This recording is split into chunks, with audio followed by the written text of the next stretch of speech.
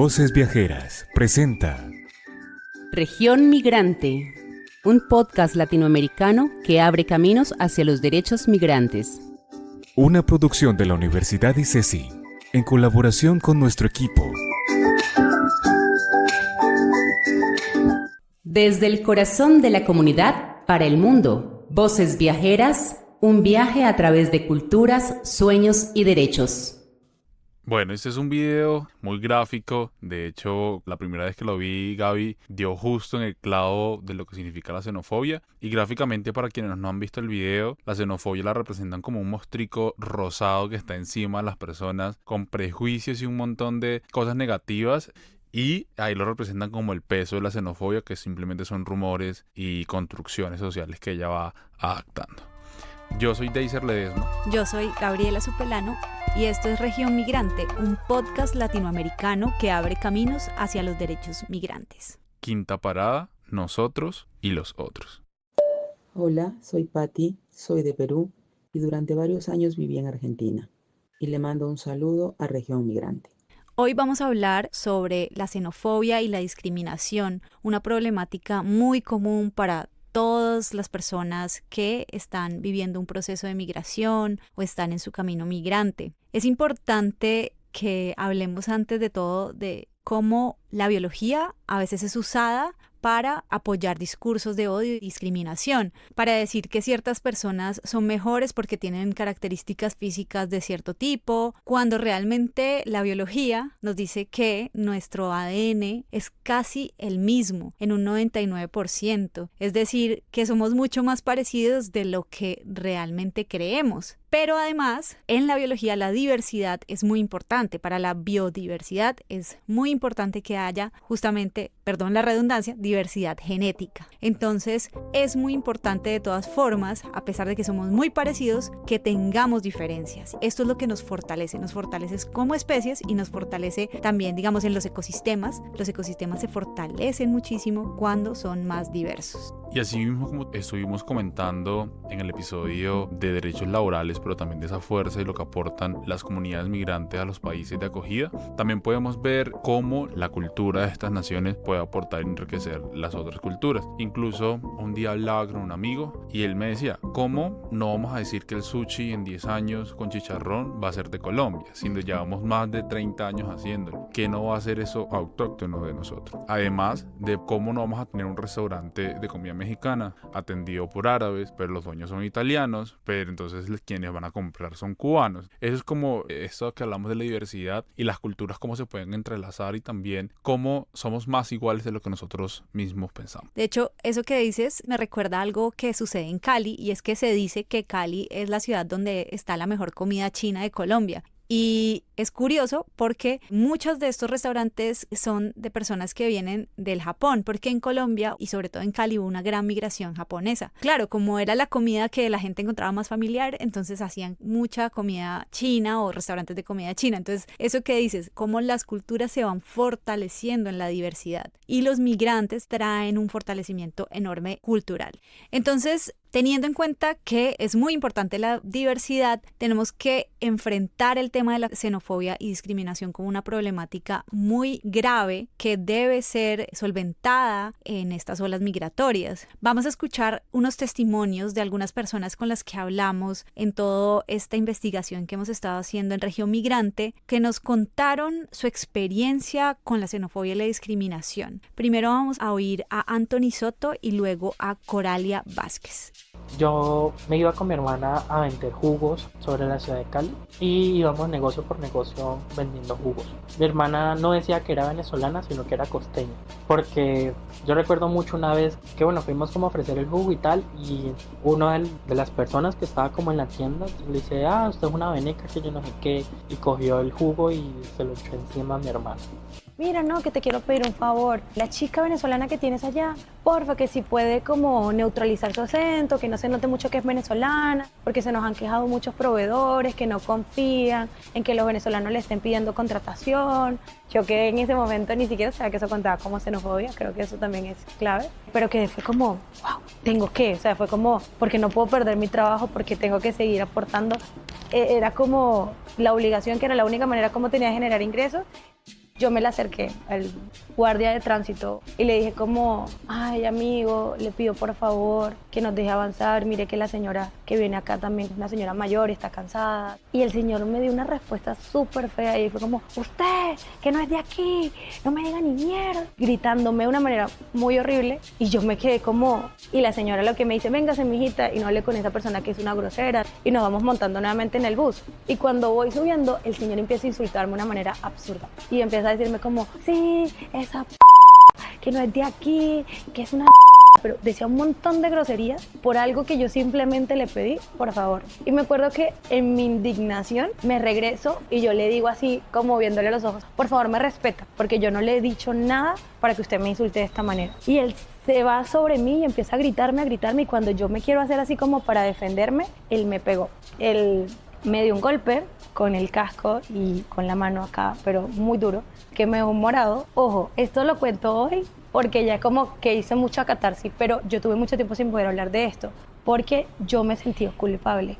Es muy duro escuchar estos testimonios, porque nos dan a entender cómo muchas veces las personas que son víctimas de violencia, precisamente por la discriminación que viven, se culpabilizan de la violencia que sufren, cuando no tienen absolutamente ninguna culpa. Entonces es muy triste pues escuchar eso y escuchar cómo muchas mujeres también sufren violencia, muchas mujeres migrantes no solamente sufren violencia por ser migrantes, sino también por ser mujeres. Y esto tiene que ver un poco también con nuestro próximo capítulo, que es sobre poblaciones vulnerables. Y además que la discriminación y la xenofobia se convierten en discursos de odio. Esto lo que desencadena finalmente es violencia. Ambos testimonios que escuchamos tuvieron primero una violencia verbal y luego eso trascendió a una violencia física. Es como sentirse avergonzado, es el primer sentimiento. Pero en realidad las personas no tienen por qué sentirse avergonzados por lo que son o de dónde son. Incluso los dos hablaban del acento, de cómo poder neutralizar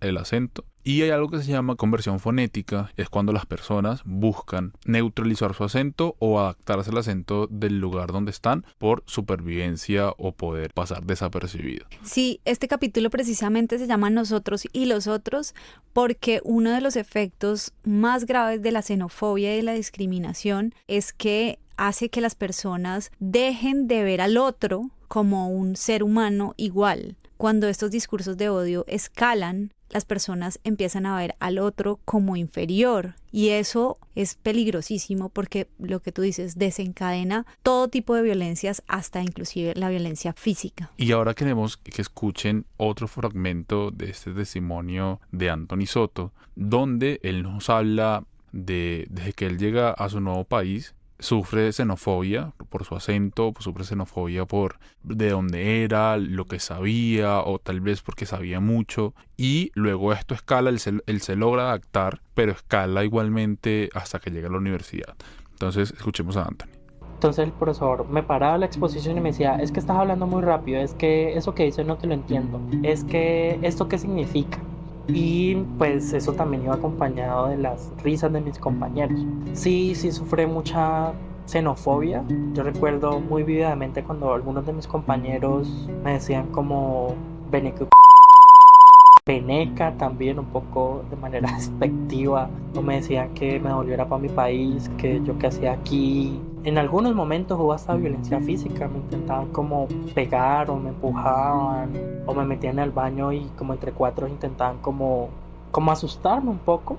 Entonces la profesora me pregunta, me dice, ¿y por qué escogiste esta historia? Y yo le digo, porque yo soy venezolano y es una historia que me atraviesa. Y la profesora personalmente me dice como, piensa en una historia más original, piensa en una historia que sea más importante o más interesante. Yo entendí que cualquier cosa que yo hiciera con esta temática iba a ser rechazada, ¿no? Y eso también fue acompañado por comentarios de mis otros compañeros como, yo no sabía que vos eras venezolano, a vos no se te siente el acento. Yo como, bueno, sí, tampoco lo dije, pues por todo el trauma que he vivido también un poco en la niñez. Yo perdí mi acento pronto, pues también por eso, todo lo que cargaba ser venezolano. Entonces yo realmente hice un ejercicio de supervivencia, o sea, yo me sentaba en el espejo a hablar y verme mi reflejo y hablar más lento y cambiar mis palabras para que en la calle no viviera las violencias que vivía día a día. Como esa historia de Anthony, hay historias alrededor de toda Latinoamérica de cómo los migrantes tienen que adaptarse y cambiar a veces su acento por supervivencia. Eso lo podemos hablar en Latinoamérica, que somos países hispanohablantes, pero imagínate cómo pasa con un migrante que habla otro idioma. Exacto, y ahí también vemos las pequeñas violencias, lo que llaman microviolencias, que son esas violencias que hacen parte de la cotidianidad que muchas personas no se dan cuenta que las están cometiendo, pero que están ahí y que van creando una sensación de discriminación, de exclusión.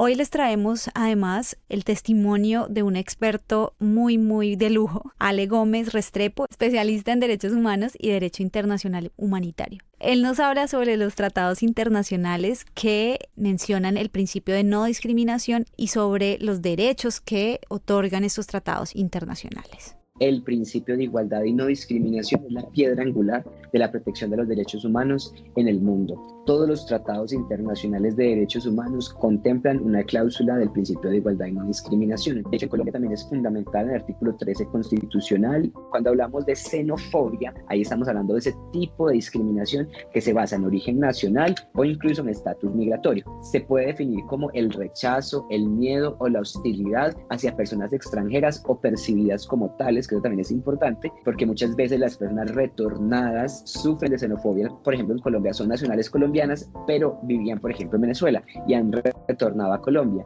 Y siguen siendo colombianas, pero por tener quizás un acento venezolano, sufren esta discriminación. Bueno, de hecho, Ale Gómez es un invitado de lujo y nos estuvo dando cátedra sobre discriminación, xenofobia, incluso las diferentes formas que hay para discriminar. Nos introduce también a un tema de que muchas veces no es xenofobia, Gaby, lo que sienten las personas, sino que más bien es aporofobia, que la aporofobia va más bien hacia ese miedo o el rechazo a las personas que no tienen un poder adquisitivo. Escuchemos a Ale, que él nos da un contexto mucho más técnico de cómo podemos entender la aporofobia. Y hay una autora, por ejemplo, que se llama Adela Cortina, española, que habla que más que xenofobia, lo que podemos ver sobre todo en nuestros contextos contemporáneos es la aporofobia. La aporofobia lo entiende Adela Cortina como el rechazo y la discriminación hacia el migrante empobrecido, porque no es el mismo trato que se le brinda a un migrante en condiciones de mucho privilegio económico, por ejemplo, un profesor que viene de París a dictar clases en la Universidad ICESI, que una migrante en situación empobrecida y vulnerable, como un migrante, por ejemplo, venezolano en situación irregular, que haya tenido que cruzar por trocha, etc. Entonces, hay esta idea de xenofobia. Adela Cortina lo caracteriza como aporofobia para entender que sí, puede que haya exista xenofobia, puede que haya un trato desigual o discriminatorio hacia todo tipo de migrantes, pero que se agudiza cuando ese migrante está en situación de vulnerabilidad socioeconómica. Y ahí da Ale en el clavo de algo que queremos enfatizar en este capítulo, y es la interseccionalidad. Es decir, existen las personas migrantes, pero puede que el trato a estas personas sea peor si tienen otras condiciones de vulnerabilidad. Por ejemplo, lo que hablábamos, a mujeres, a personas de la población LGBTIQ, a personas con discapacidades o a personas que son adultas mayores o niños. Todas estas personas pueden tener una mayor exclusión por sus condiciones.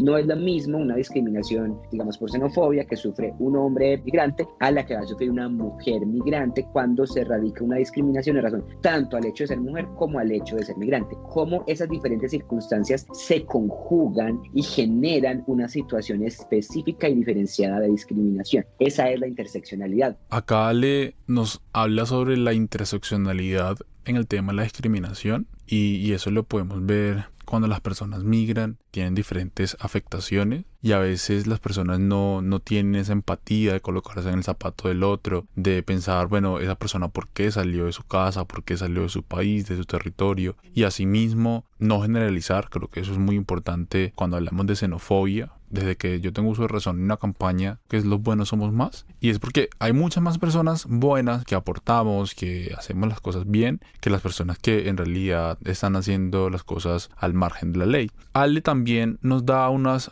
recomendaciones para combatir la discriminación y la xenofobia, para poder pensarlo desde Latinoamérica, desde la región, esa región migrante que tenemos.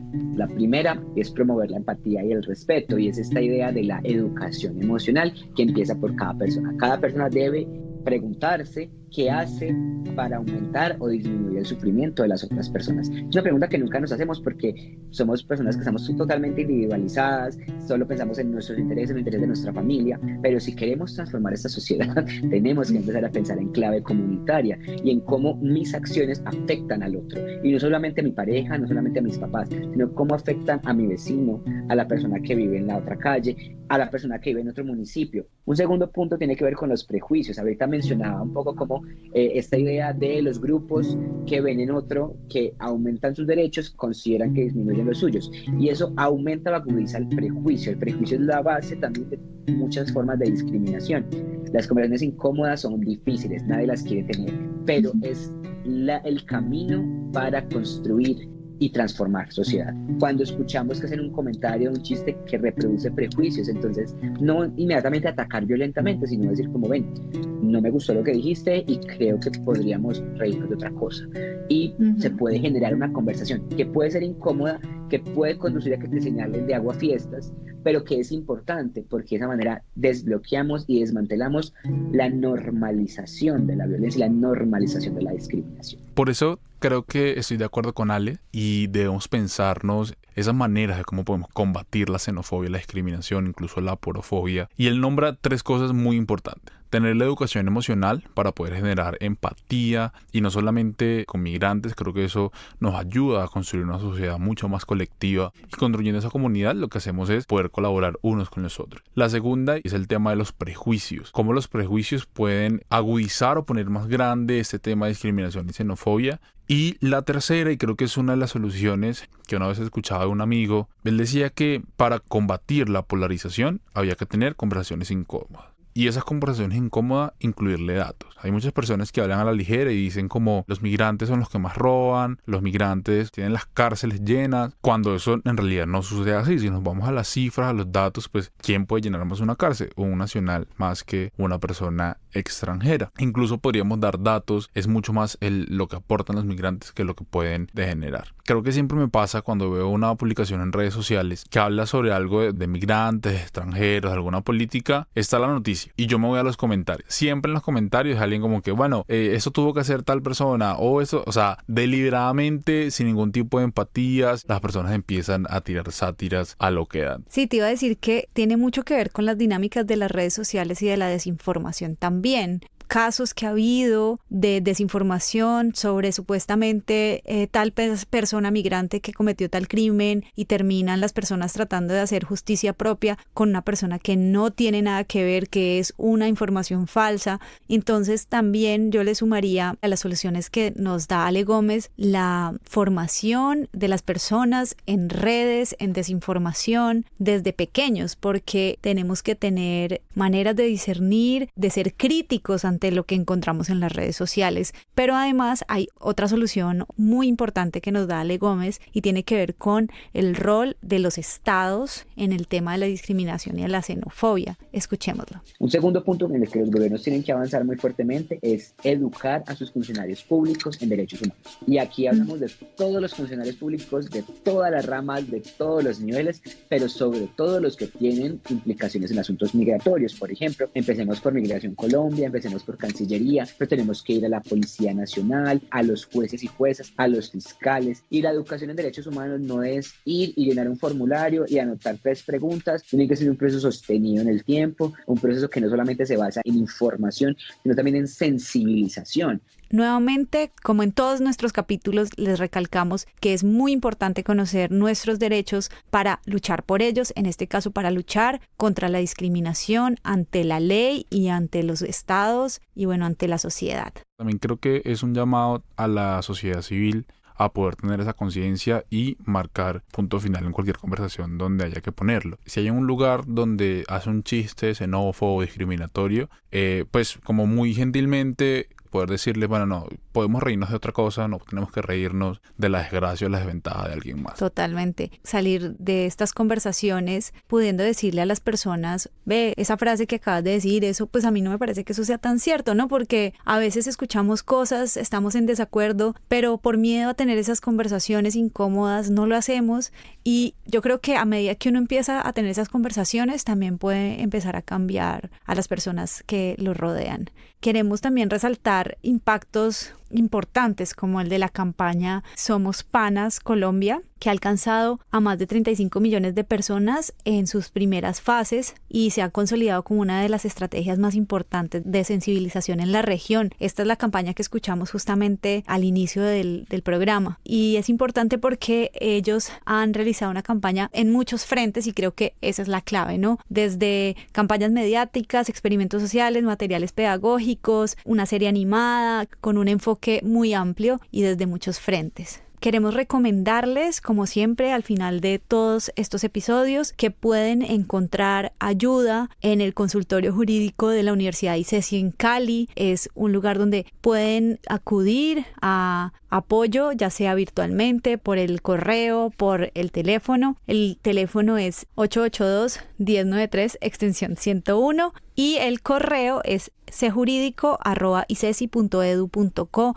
Este consultorio jurídico es totalmente gratuito para las personas y tiene un grupo de trabajo que está enfocado en temas migratorios y en temas de poblaciones vulnerables. Muchas gracias, Gaby, y siempre la invitación a pedir ayuda, a no quedarse callado, y como decíamos al inicio, a veces no sabemos que estamos sufriendo xenofobia y discriminación, normalizamos la situación y cargamos con esto. Creo que cargar con este monstruo de la xenofobia, incluso quien la está recibiendo, no es bueno para nadie. Nuestro experto insistía en poder tener comunidad, y creo que Anthony también nos tiene un mensaje para el final, porque él logra comprender lo que le estaba pasando y poder transformar y resignificar el tema, de cambiar su acento, cambiar la manera en cómo se expresaba, porque tuvo comunidad, porque tuvo redes de apoyo donde le enseñaron cómo podía hacerlo y también lo acogieron. Entonces quiero que para finalizar escuchemos este mensaje, y muchas gracias por escucharnos. Mi mensaje sería: resistan. Resistan, porque al final todo lo que pasa tiene como una razón de ser. De pronto puede ser un poco romántico, pero yo siento que cuando uno migra, lo más importante es resignificar toda esa violencia y todo ese odio y todas esas situaciones que a uno le pasan. Y resignificarlas es convertirlas en unas acciones. Es simplemente hacer. Quédate con el hacer y abrázalo. Las cosas que uno hace pueden trascender. A mí nadie me va a quitar que yo fui el mejor estudiante de mi colegio. A mí nadie me va a quitar que fui el mejor promedio de mi colegio. A mí nadie me va a quitar que fui el mejor IFES de mi colegio. A mí nadie me va a quitar que fui una de las primeras personas venezolanas que entró a estudiar en la universidad pública en Colombia. Hay que resignificar toda esta violencia y toda esta segregación y pensar en que sí se puede. Y sí se puede, hay llanto, hay dolor, pero también hay abrazos, también hay alegrías, también hay otras cosas ahí que nos llevan a pensarnos de formas distintas. Un mensaje concreto sería: sueñen en grande, lo más grande. Mi abuelo decía: apúntale a la luna para ver si le das a una estrella, y tal vez con suerte pueda llegar a la cima de una montaña. Y entre esas cosas bonitas que decía mi abuelo era: hay que soñar lo más alto posible, porque sí podemos, sí se puede, y yo soy una muestra de que sí se puede. Desde el corazón de la comunidad, para el mundo, Voces Viajeras, un viaje a través de culturas, sueños y derechos.